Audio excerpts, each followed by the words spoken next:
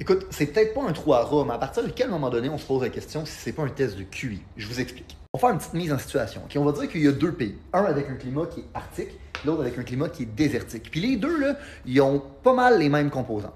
Énormément de ressources naturelles, un climat de marde et très peu de population. Là, on va dire que le premier pays qui a un climat arctique se dit, ben nous, là, tu sais quoi, on va refuser d'exploiter nos ressources naturelles là, parce qu'on est moralement supérieur à tout le monde, nous, Fait que là, qu'est-ce que ça fait? Ben, c'est qu'on crée pas de l'emploi, on crée du chômage. Fait que là, les dirigeants, ils se disent, ben tu sais quoi, pour créer de l'emploi, qu'est-ce qu'on va faire? C'est qu'on va engager des fonctionnaires. Ça va créer de l'emploi. Là, tabarnak, il faut bien les payer, les fonctionnaires. Fait que pour être capable de payer les fonctionnaires, ben qu'est-ce qu'on fait? C'est qu'on impose les gens jusqu'à la mort, OK? Puis là, une fois qu'on a imposé les gens jusqu'à la mort, ben, qu'est-ce que ça fait? C'est que ça crée des BS. Parce que le monde se dit, tabarnak, man.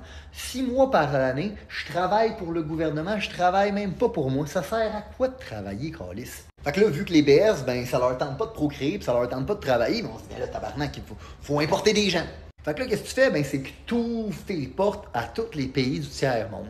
Tu fais venir du monde qui chie dans la rue dans leur pays. Ils n'ont aucun respect pour tes valeurs et ta culture. Ils t'en font tellement venir que les gens qui étaient natifs de ce pays-là deviennent littéralement une minorité. D'où vient l'expression « importe le tiers-monde, devient le tiers-monde ».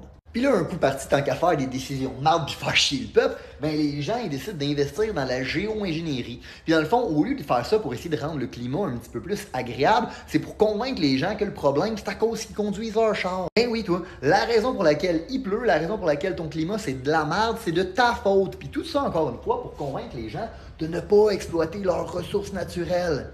Puis si tu as le malheur de faire référence à la géo-ingénierie, ben là, on va te traiter de théoricien du complot, puis on va t'attaquer sur toutes les plateformes imaginables.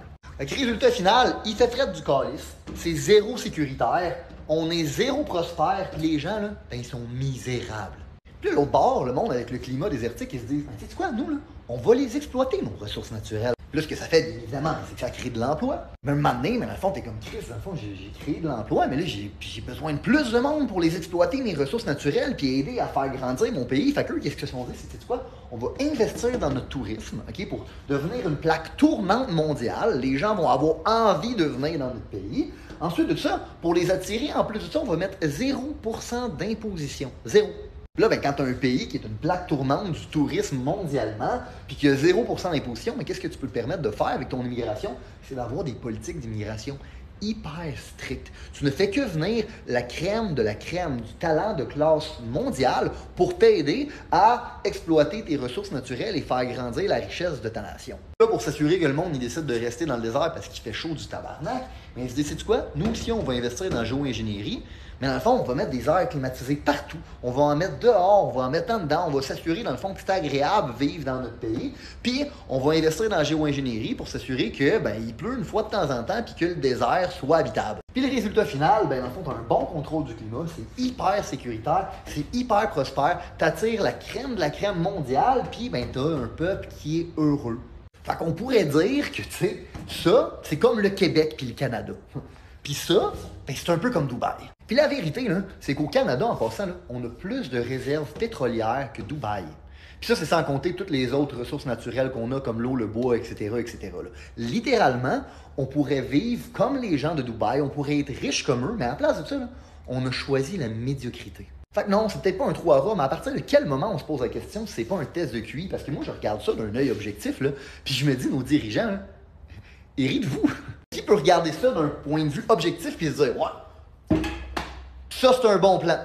Moi, si j'en ai un des deux à choisir, c'est lui que je bats. Personne. Fait que je sais que quand je dis que c'est peut-être un trou à rats, ben, ça peut offusquer certaines personnes. Mais je veux juste préciser 2-3 petits trucs, OK? Premièrement, ce n'est pas le peuple que je suis en train de traiter de rat.